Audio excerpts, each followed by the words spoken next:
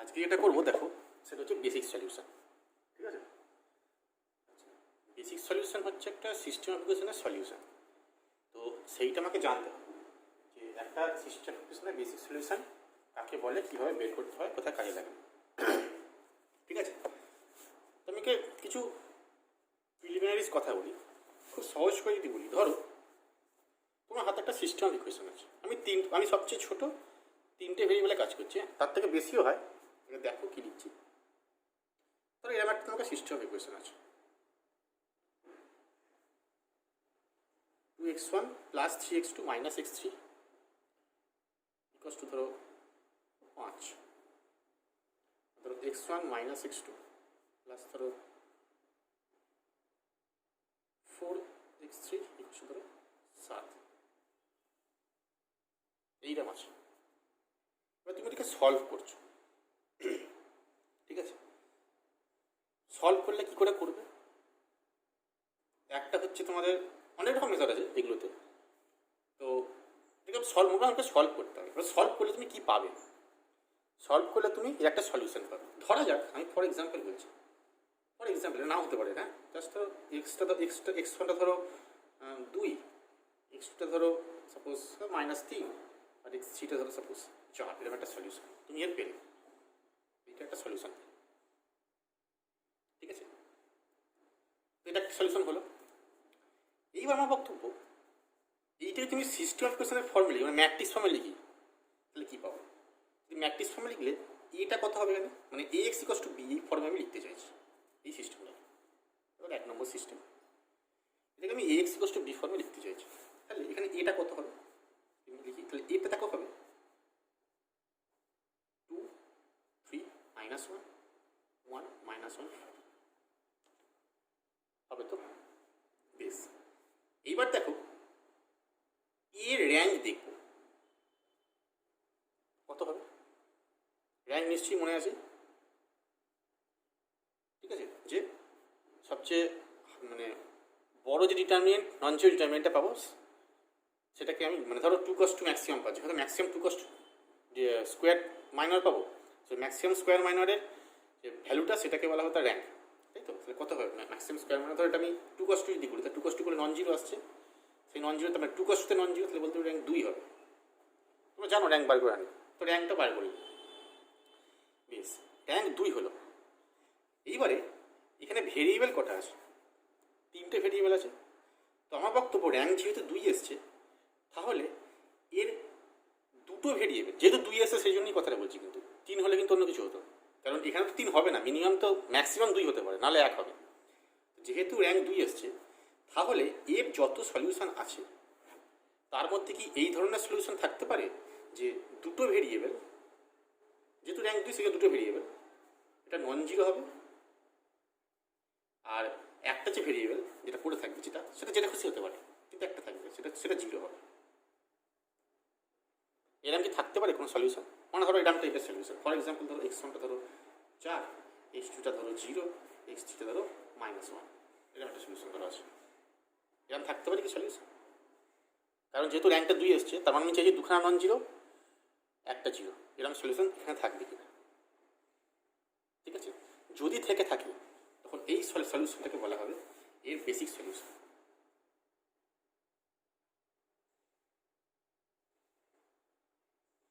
বোঝা গেল? তখন এই সলিউশনটাকে বলা হবে এর বেসিক সলিউশন। আর যে সলিউশনগুলো, মানে সলিউশনের যে কম্পোনেন্টগুলো, ধরো তোমার এরকম কম্পোনেন্ট এসছে এখানে 4 0 -1, এই তো এসছে, এটা মাত্র বেসিক সলিউশন হিসাব মতো না আমার এক্সাম্পলে। এখানে এই কম্পোনেন্টটা আর এই কম্পোনেন্টটাকে এটাকে বলা হয় বেসিক ভেরিয়েবল, আর এই কম্পোনেন্টটাকে বলা হবে নন বেসিক ভেরিয়েবল। এখানে x1 আর এই সলিউশনটার ক্ষেত্রে x1 আর x3 হচ্ছে বেসিক ভেরিয়েবল, আর x2টা হচ্ছে নন বেসিক ভেরিয়েবল। তাহলে বোঝা গেল যে বেসিক সলিউশনটা কেমন দেখতে। মানে মোট কথা এই সিস্টেম ইকুয়েশন দেওয়া থাকবে। এই সিস্টেম ইকুয়েশনের সব সলিউশন, অনেক রকম সলিউশন থাকতে পারে, অনেক সলিউশন এক্সিস্ট করতে পারে। করার পরে যেটা হবে সেটা হচ্ছে যে এর যে র্যাঙ্ক, এর যে ম্যাট্রিক্সের র্যাঙ্ক, এই ম্যাট্রিক্সটার র্যাঙ্ক যত হবে ততগুলো নন জিরো কম্পোনেন্টের সলিউশন। কতগুলো আছে, যেগুলো আছে সেগুলোকে বলা হবে বেসিক সলিউশন। ঠিক আছে, এইবার প্রশ্ন কতগুলো থাকবে এরকম টাইপের। র্যাঙ্ক তো 2, তাহলে আর ভেরিয়েবল তো 3, তাহলে কতগুলো থাকবে বলছে। যদি একটা এ এক্স ইকুয়ালস টু বি এরকম একটা সিস্টেম হয়, যেখানে এটা হচ্ছে এ আই যে এম ক্রসে, অবশ্যই এমটা এর থেকে ছোট, তাই তো লিখেছি এখানে। এটা কত, তুমি এটা লেখো, এটা তো 2 cos 3, ছোট এটা এম ক্রস, তাহলে এমটা এর থেকে ছোট। বলছে যদি এরকম থেকে থাকে তাহলে ম্যাক্সিমাম অ্যাটমোস্ট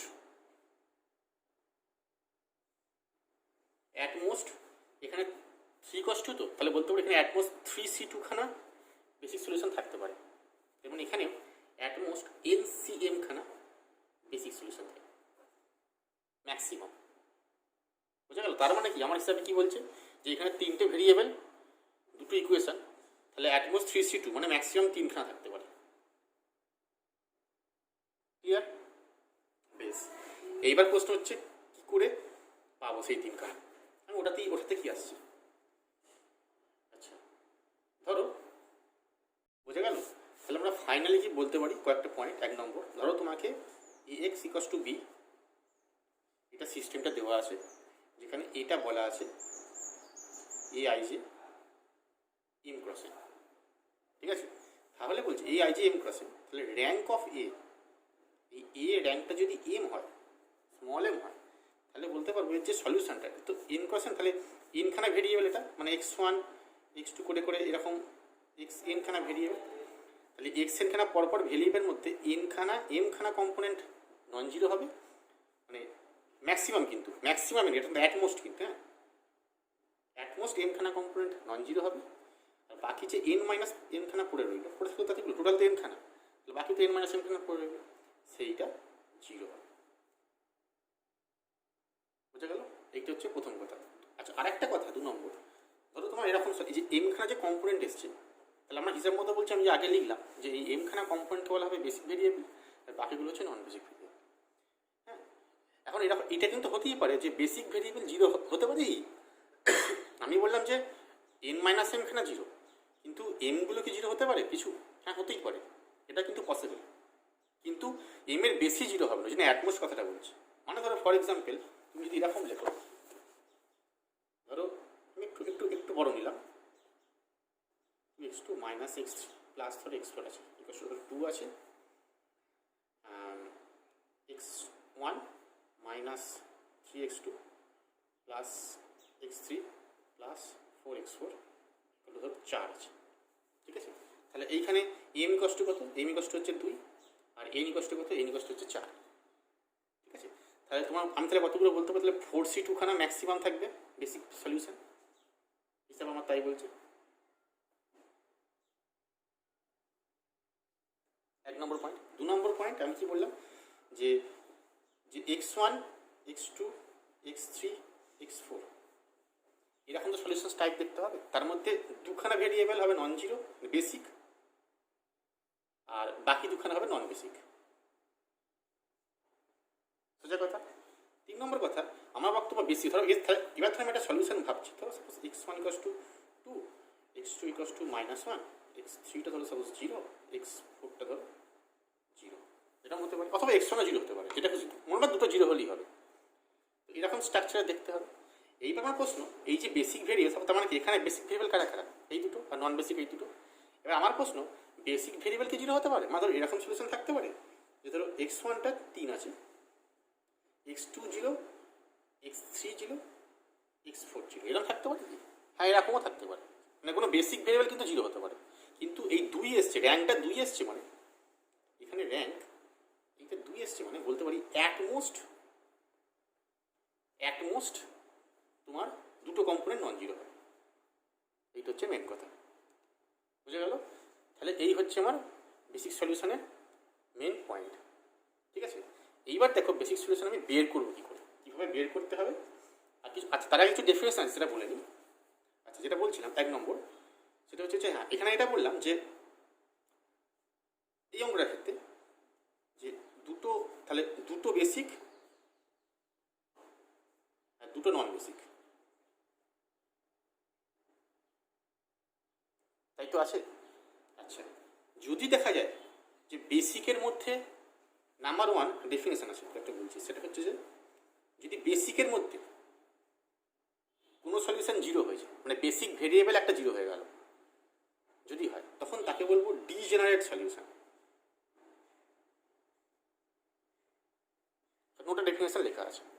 বেসিক ভেরিয়েবলের মধ্যে কেউ যদি জিরো হয়ে যায়, মাথাটা এই সলিউশনটা যদি এটার সলিউশন হয়ে থাকে, তখন এইটা কিন্তু এটা যদি সলিউশন হয়ে থাকে, তখন এইটা কিন্তু ডিজেনারেট বেসিক সলিউশন।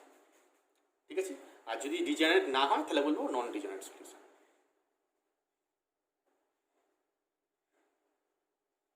এই একটা হলো। 2 নম্বর হলো ডিজেনারেট বেসিক ফিজিবল সলিউশন। এতক্ষণ হচ্ছে ডিজেনারেট বেসিক সলিউশন বলছিলাম, এবার বলবো ডিজেনারেট বেসিক ফিজিবল সলিউশন। সেটা কখন? যে সব কম্পোনেন্টগুলো পজিটিভ হবে। যেমন ধরো এইটা কিন্তু বেসিক সলিউশন, কিন্তু এটা ফিজিবল নয়। কেন ফিজিবল না? কারণ এটা -1 আছে। যদি সব কটা পজিটিভ হতো তাহলে বলতো এইটা ডিজেনারেট বেসিক ফিজিবল সলিউশন। আর এটা তো দেখো ডিজেনারেটও হচ্ছে আবার বেসিক ফিজিবলও হচ্ছে, কারণ এখানে একটাই কম্পোনেন্ট নন জিরো, মানে নন জিরো আছে এবং সেটা পজিটিভ আছে, তাহলে বলতে পারি এটা বেসিক ফিজিবল যদি সলিউশন হয়ে থাকে এটা। বুঝা গেল? তাই দেখো প্রথমে আমি লিখেছি একটা ডেফিনেশন। আশা করি এমনি বোঝা গেছে যে ডিজেনারেট, যে একটা বেসিক সলিউশনকে ডিজেনারেট বলবো যদি at least one of the basic variable zero হয়ে যায়। মানে বেসিকের মধ্যে কেউ যদি জিরো হয় তাকে বলবো ডিজেনারেট, আর যদি না হয় তাকে বলবো নন ডিজেনারেট। বুঝা গেল? আচ্ছা, ডিজেনারেট বেসিক ফিজিবলটা বোধহয় আমি পরে লিখেছি সম্ভবত।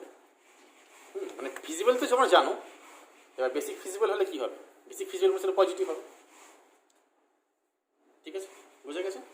ইয়েস। আচ্ছা, এইবার দেখো আমি একটা সিস্টেম ইকুয়েশনে বেসিক সলিউশন কী করে বের করবো। আমি একটা এক্সাম্পল তোমাদের করে দেখাচ্ছি। ধরো তোমাদের নোট এক্সাম্পলটা আমি করছি যে 2x1 minus 5x2 plus x3 plus 3x4 equal to 14, sorry equal to 4 আছে। আর 3x1 minus 10x2 plus 2x3 plus 6x4 equal to 14 আছে। এইটা দেওয়া আছে বেশ, তাহলে এই আমার দেওয়া আছে। এবার করছি দেখো কী করে। তাহলে প্রথম কাজ কি, আমি লেখালেখি আর লিখছি না, কারণ লেখালেখি তোমাদের নোটে লিখে দেওয়া আছে, আমি তাই জাস্ট মেন কাজটা করছি। প্রথম কাজ হচ্ছে এক্স ইকুয়াল টু বি ফর্মে লেখা। তো এখানে এ কত? এইটা 2 2 3 -5 -10 then 1 2 then 3 6, and what is x? X means here x1 to x4, so x1 x2 x3 x4, ঠিক আছে। আর বি হচ্ছে তোমার 4 and 14। ক্লিয়ার এই অবধি? বেশ। এইবারে প্রথম কাজ র্যাঙ্ক অফ এ, এটা কত দেখো এখানে 2 cos 2 ম্যাক্সিমাম 2 cos 2 ডিটারমিনেন্ট পাবে, নন জিরো মাইনার পাবে। নন জিরো হবে, তুমি যখন যে কোনো দুখানে একটা 2 cos 2 নিয়ে নাও, তখন নন জিরো পেয়ে যাচ্ছে, র্যাঙ্ক বলতে পারে 2 হবে। বোঝা গেল? র্যাঙ্ক 2 হলে এর কতগুলো নন জিরো বেসিক সলিউশন থাকতে পারে ম্যাক্সিমাম? তাহলে বলতে পারি অ্যাট মোস্ট যে 4/2, তাই তো, মানে 6খানা বেসিক সলিউশন আসে। ঠিক আছে, এইবার এই অবধি আমি পড়লাম। এইবারে 6খানা বেসিক সলিউশন বের করবো। 6খানা বেসিক সলিউশন বার করার জন্য এই যতগুলো স্কোয়ার সাবম্যাট্রিক্স পাবো ওখান থেকে, এটা ভালো করে খেয়াল করবে। 6খানা বেসিক সলিউশন তুমি দেখবে, 6খানা বেসিক সলিউশন আছে মানে এখানে আমি 6খানাই এই এ ম্যাট্রিক্স থেকে স্কোয়ার সাবম্যাট্রিক্স তৈরি করতে পারবো। ঠিক আছে, অ্যাটমোস্ট 6খানাই পাবো। এবার যদি তাহলে কী কী 6খানা পাচ্ছি দেখো, 6খানা পর লিখতে হবে কিন্তু। প্রথমে লিখছি, আচ্ছা লেখাটা কিন্তু ইম্পর্টেন্ট, যারা করে লিখলে কিন্তু সব গন্ডগোল হয়ে যাবে। ঠিক আছে, আমি দেখো লেখার স্টাইলটা দেখিয়ে দিচ্ছি কীভাবে লিখবে। B1 করছো এইভাবে লিখবে, প্রথমে কালা মরিচ লিখতে হবে। 1-এর সাথে 2, 1-এর সাথে 3, 1-এর সাথে 4, মিটে গেল একের কাজ। 2-এর সঙ্গে 3, 2-এর সঙ্গে 4, ঠিক আছে, তারপর 3-এর সঙ্গে 4, তাহলে সব মিটে যাবে। তোমরা 1-এর সঙ্গে 4 নিলে আবার 2-এর সঙ্গে 3 নিলে কি বাদ চলে যাবে বুঝতে পারবে না। ঠিক আছে, পরপর লিখবে। আমি দেখো B1 শুরু করছি, B1 শুরু করছি কি 1-এর সঙ্গে 2, তাহলে 2 3 -5 -10। আচ্ছা B2 লিখছি, মানে 1 2 নিলাম, 1 3 করছি এবার 2 3 1 2। B3 করছি 1 3 1 4 করতে, তাহলে 1 3, এখানে হচ্ছে 3 6। B3 হলো। B4 কত হবে 2 3 হচ্ছে, তাহলে -5 -10 আর 1 2। আচ্ছা তারপরে 2 3 হলো 2 4 হবে, তাহলে B4 হচ্ছে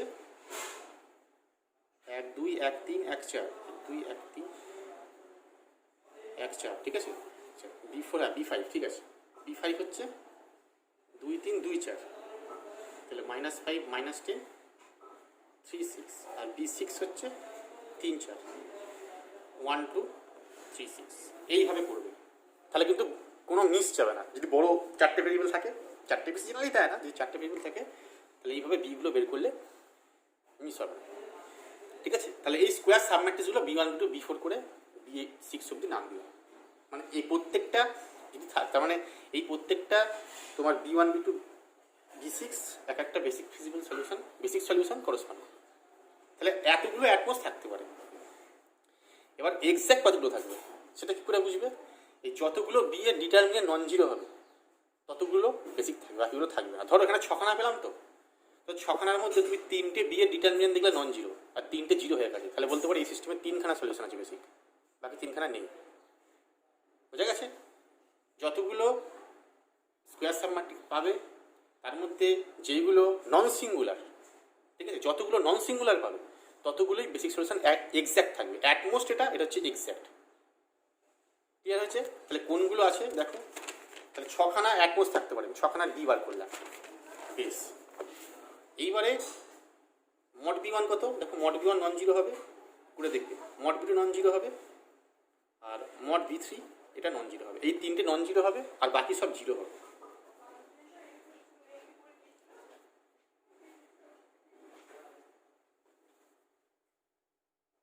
ঠিক আছে, তাহলে আলটিমেট কি হলো, 6খানা অ্যাটমোস্ট হতো আমার, মানে অ্যাটমোস্ট 6খানা হতো, তার মধ্যে 3খানা জিরো হয়ে গেছে, নন সিঙ্গুলার হয়ে গেছে।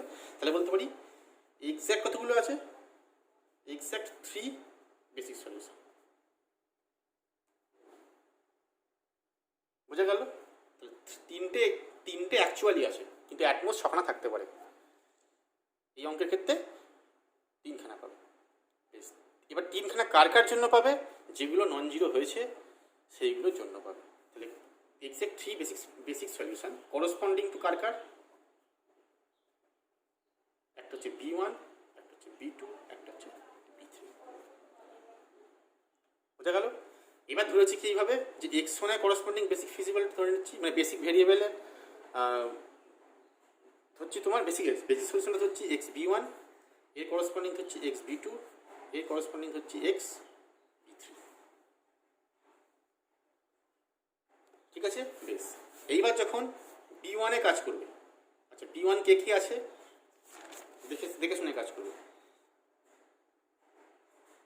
2 3 -5 -10, 2 3 -5 -10 এই আছে। বেশ, এইটা কার কার করসপন্ডেন্স, মানে আমি বলতে চাইছি 2 3 কার থেকে এসে x1 এর করসপন্ডেন্স, -5 -10 x2 এর করসপন্ডেন্স। তাহলে B1 তৈরি হয়েছে x1 আর x2 র কোফিসিয়েন্ট দিয়ে। তাহলে B1 এর ক্ষেত্রে কী করবো, যেহেতু এইটা আছে, মানে যেহেতু B1টা এইটা, তাহলে সেটিং করবো এটা x3টা 0 আর x4টা 0। কেন? কারণ তুমি B1 এর করসপন্ডিং যখন বেসিক সলিউশনটা পাবে তখন সেই কম্পোনেন্টে এই দুটো নন বেসিক ভেরিয়েবল হতে হবে। বোঝা গেছে? কারণ B1 এর মধ্যে যারা যারা আছে, যার যার কোফিসিয়েন্ট আছে, যে B1 এর মধ্যে যে ভেরিয়েবলের কোফিসিয়েন্ট আছে সেইগুলো ছাড়া যে বাকি ভেরিয়েবলগুলো হবে সেইগুলো হচ্ছে এখানে নন বেসিক হিসেবে ট্রিট হবে। বোঝা গেল? তাহলে এই হচ্ছে আমার B1 আর এইগুলো হচ্ছে আমার নন বেসিক ভেরিয়েবল। বেশ, এবার যেটা ফর্মুলা, তাহলে বেসিক সলিউশনটা কী করে ফর্মুলা এইভাবে লিখতে হবে, এটা মনে রাখবে, এটা সবসময় x b one equal to হচ্ছে b one inverse into b হবে, হয়েছে? এটা ফর্মুলা, প্রত্যেকটা ক্ষেত্রে এই ফর্মুলা। এক্স ওয়ানের বি ওয়ানের জন্য বি ওয়ান হবে, বি টুর জন্য বি থ্রি বি টু হবে, থ্রির জন্য থ্রি হবে, চারের জন্য চার হবে, সবসময় এটা। এবার এক্স বি ওয়ান কত? বি ওয়ান ইনভার্স দেখো আমি বের করেছি, এখানে বোধহয় এরকম এসছে 2/3/5 মাইনাস 1/5, এইটা ইন্টু 4 আর 40 করে বোধহয় এরকম এসছে একটা -6, 16/5, ঠিক আছে? তাহলে এক্স বি ওয়ানটা হচ্ছে এইটা। এবার এক্স বি ওয়ানের মধ্যে কারা কারা আছে? এক্স বি ওয়ানের মধ্যে এই দুটো ছাড়া তাহলে এক্স ওয়ান এক্স টু আছে, তাহলে বলতে পারি মানে এটা হচ্ছে এক্স বি ওয়ান, তার মানে এরা আরও সহজ করে লিখলে এটা মানে হচ্ছে এক্স ওয়ান এক্স টু, এইটা হচ্ছে এইটা। তাহলে অ্যাকচুয়াল সলিউশনটা কত? তাহলে দেওয়ার পরে অ্যাকচুয়াল সলিউশন হচ্ছে এক্স ওয়ানটা হচ্ছে -6, এক্স টুটা হচ্ছে 16/5, এক্স থ্রিটা হচ্ছে 0, এক্স ফোরটা হচ্ছে 0। এইটা হচ্ছে একটা বেসিক ফিজিবল সলিউশন, একটা বেসিক সলিউশন। এবার তোমরা দেখেই বলো এটা ডিজেনারেট, অবশ্যই না, কারণ দুখানা নন জিরো আছে। এটা ফিজিবল, অবশ্যই না, কারণ নেগেটিভ আছে। বোঝা গেছে? একইভাবে তাহলে এটা বি ওয়ানের জন্য পেলাম, তাহলে বি টুর জন্য কত পাবো? বি টুর জন্য কিন্তু আমি তোমাদের নোটে দেখবে এটা চেক ইট করে লিখে দিয়েছি, তার মানে কিন্তু তোমাদের পরীক্ষা হলে করতে হবে, তিনটের জন্য তিনটা আলাদা করতে হবে কিন্তু, ঠিক আছে? আর চারটে দিয়ে পরীক্ষাতে আসে, দুটো দিয়ে কিন্তু, তিনটে দিয়ে কিন্তু জেনারেলি আসে না, বড়গুলি পরীক্ষাতে দেবে। আচ্ছা, সেটা হচ্ছে যে তাহলে বি টুর জন্য বি টু কে কে দিয়ে তৈরি? বি টু হচ্ছে তোমার একের সঙ্গে 3 দিয়ে তৈরি, তাহলে 1 3 দিয়ে তৈরি, তাই তো নাকি? তাহলে এখানে কী সেট করবো? সেটিং করবো এক্স টুটা 0 আর এক্স ফোরটা 0। বোঝা গেছে? তাহলে সেটিং করে তাহলে কী করো? তুমি যে এক্স বি টু পাবে, এক্স বি টু পাবে বলছে এরকম -6 আর 16 পাবে, +16 এরকম পাবে। তাহলে সলিউশন করতে হবে এক্স ওয়ান 0, না এক্স ওয়ান 0 না, এক্স ওয়ান হচ্ছে -6, এক্স টু হচ্ছে 0, এক্স থ্রি 16, এক্স ফোর 0।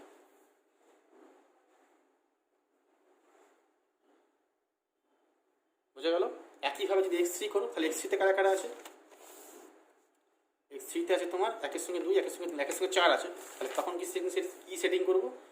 তাহলে সেটিং করবো তখন মানে বি থ্রির জন্য, বি থ্রির জন্য সেটিং করতে হবে এক্স একের সঙ্গে 4, তাহলে এক্স টু 0 আর এক্স থ্রি 0। বুঝে গেছে? সেখান থেকে তুমি পেয়েছো দেখবে এক্স ওয়ানটা -6, এক্স টুটা 0, এক্স থ্রিটা 0 আর এক্স ফোরটা হচ্ছে -16/3।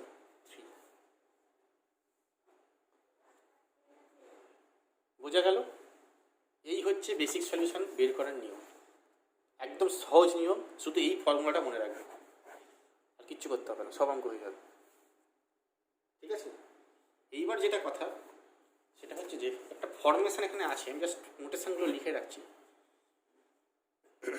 এই যে এটা পেলাম, তো এটা আমি নোট বলে লিখছি, তোমাদের এখানে লিখে দেওয়া আছে। এই এটা যেটা পেলাম এটাকে কী করে কী বলা হয় অ্যাকচুয়ালি, এর একটা নাম আছে, মানে এটা আমি এখানে পেলাম, একবার লিখছি জাস্ট ব্যাপারটা। এটা তো এরকম পেয়েছি যে 2 3 -5 -10 1 2 3 6, এই তো হয়েছে। দেখো এখন পেয়েছি কিনা, এরকম পাওয়া গেছে। আচ্ছা, এইটাকে নোটেশন দিয়ে লেখা হয়, এইটাকে না, এইটাকে এইভাবে লেখা হয়। আমি এটা একটা প্রথম অঙ্কটাতে লিখেছি, এটাকে লেখা হয় A1 মানে কালাম ভেক্টর হিসাবে, A2 A3 A4, ঠিক আছে? যেখানে A1টা হচ্ছে 2 3,